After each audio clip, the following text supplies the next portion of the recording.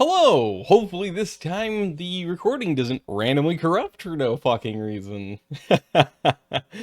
Kill me. I am recovering from being sick, by the way, so every so often there'll be cuts just randomly thrown in there, and or maybe a cough or two in there, because I still got a tickle right here. This is going to be a quick video to give you an overview of the completed first half of Phase 2 of my Cascadia Transit Expansion project.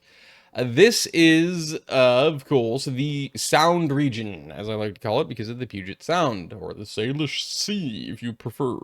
Yes, this is the overview of it, with the Cascadia Intercity Express, also known as ICE, of course, and the Cascadia Ultra High Speed Rail Line through here. So the pink I screwed up on, because that's the ICE line. To make it pop in a thumbnail better, I very stupidly merge it all together in one color, take a screenshot with it in Google Earth and use it as a thumbnail.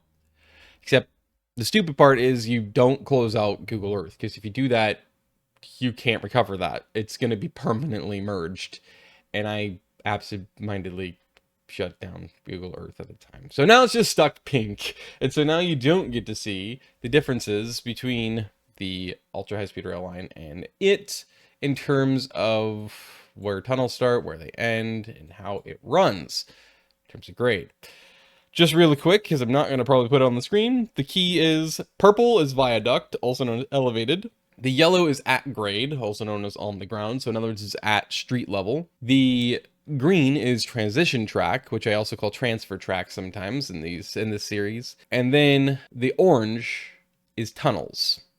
So this is the entire system in completion. There is multiple different spots, as you can see, that you could easily rationalize. Here's another line you could put in here, which could either go directly to the Taco Dome or Taco Town Central, or it could go up to Federal Way and Dash Point here. There's also these areas through here. There was a line I was eyeing that would actually go through these areas, mainly along this region here. So basically from Bothell and all of that, Redmond, down through this west part of the Lake Sammamish area, and down through, at the very least starting up here, if not going from here, probably actually more here in Redmond, and then going down through this region.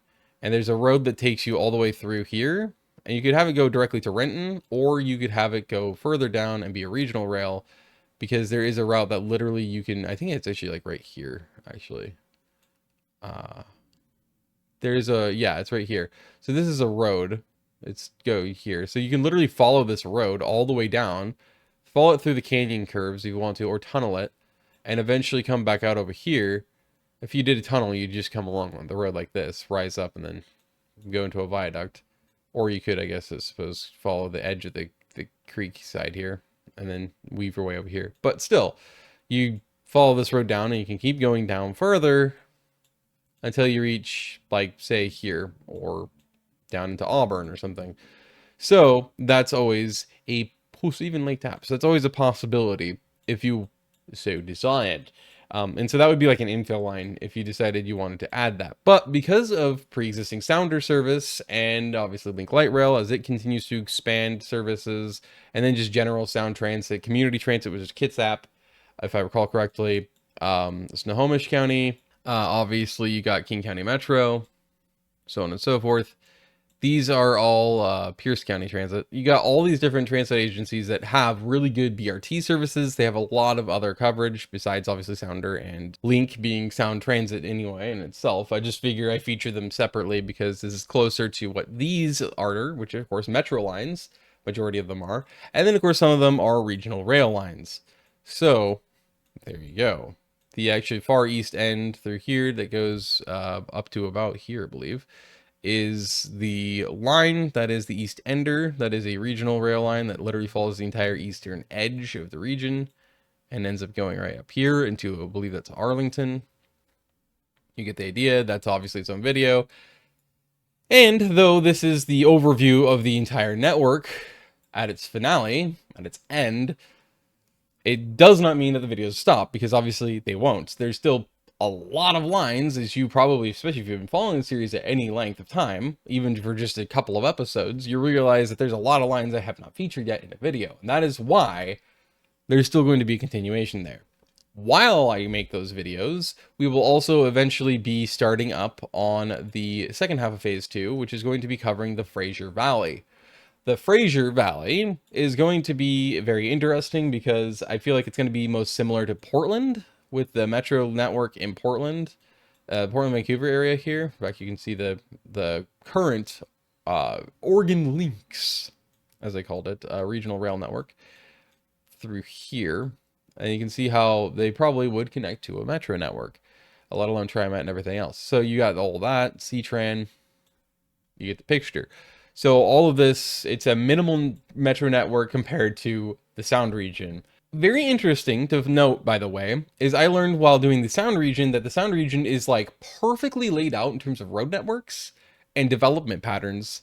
And also, yes, geographically and topographically, it's actually perfect for an expansive network like this that could even expand further in a logical fashion that really covers the entire region. Whereas the Portland, Vancouver area is actually strangely way, just infinitely worse in every capacity and way in terms of topography, geography, and also layout. The fucking road networks and development patterns in the Portland metro area, especially here on the Oregon side, is so fucking bad compared to the Seattle region. It is insane. You wouldn't think that'd be the case given the fact that you have the Olympics over here, you have the fucking Sailor Sea, the Puget Sound right here, you have all the fucking Cascades where they get a lot bigger up here and they pretty much meet the Rockies. You have all of this shit all right here. And you think, okay, that, and all the rivers, and you think, okay, that absolutely has to make it worse. It doesn't. It's somehow way better than down here, which does not look like it would be. But trust me, it's fucking terrible. So the reason why I mentioned that is because that made me realize that the Fraser Valley is going to be somewhat similar to the Portland area for two completely different reasons, obviously. I just listed the Portland reason why, but for the Fraser Valley, why it's going to be pretty minimal compared to the network that we have down here in the Sound region is going to be because of the fact that the transit agencies up here in the Fraser Valley are already doing a pretty damn good job. Obviously, as usual with North American Transit, with immense delays in terms of and cost overruns in terms of their SkyTrain expansions, but still, they're slowly expanding their SkyTrain system. And so naturally, that means that you're going to have a SkyTrain, I believe it's expanding into Langley here, and I would love it if it went to Abbotsford, but it won't. And I suppose for a light metro, that's probably, understandably, not exactly an intelligent idea. Like, it probably wouldn't really be rationalized by most people. But that said, which is that you still could technically do it because the world's longest single metro line is one of the main lines in the Shanghai metro system in China. And that stupid thing is apparently around 50 miles in length. It's obscenely long. For me, in my criteria, I don't want my metro lines to necessarily be any longer than 30 miles. Like, that feels really maxed out. I'd rather them be under 30 miles, preferably somewhere at max, the cap, which should be somewhere closer to 25 miles in length. But still, then once you get 30 plus, I want to make it into, especially you hit 40, I'll really want to make sure it becomes a regional line because it's a little too long in my opinion. So you could do a regional rail network through here as well. In fact, actually, this freeway is kind of perfect for it. I mean, look at this shit. It doesn't quite go into downtown. You could make it follow the riverfront here. And then you could force redevelopment in the industrial areas here if you wanted to. Or you could follow it through here. But either way, you have a freeway system that allows you to even connect directly into North Vancouver. And my metro system I want to make up here is actually going to connect to North Vancouver, at least in two different ways. For this overview, I wanted to point out that that's the next step. So as I'll record and output more videos on this network in individual lines, know that I will eventually, at some point during this, be beginning to make the Fraser Valley system and metro network and or regional rail lines. And there's probably only going to be realistically two regional rail lines because it's probably going to be one on the north side of the Fraser River. That one actually might be the one that goes all the way here, or it'll go out to here. And then we'll have this line that goes like either from Richmond, which is where the airport is, YVR, or North Vancouver, downtown Vancouver, and then eventually make its way through Surrey, Langley, Abbotsford, and then make its way through here, and then that might go all the way to this town. We shall find out. But anyway, this is the overview of the network with the ICE and the ultra high-speed rail line. The ultra high-speed rail line is this one, by the way, up here entering the Fraser Valley. It's the purple, which is the viaduct, and then transfers into a tunnel, of course. And then, of course, the pink one is the ICE line, again, just for reminders, which I feel like makes sense to put a station theoretically here. But then, of course, after I posted the video that showed that ICE line, somebody did eventually tell me that it probably wouldn't be possible because apparently this land here by law is highly protected because they protect all their agricultural lands. The little bits they have left, that is, in the Vancouver area. And so therefore, I guess that's why these areas never really get developed either, is because they're agricultural areas, and so they won't allow that to happen. So this station probably would not be allowed to transpire.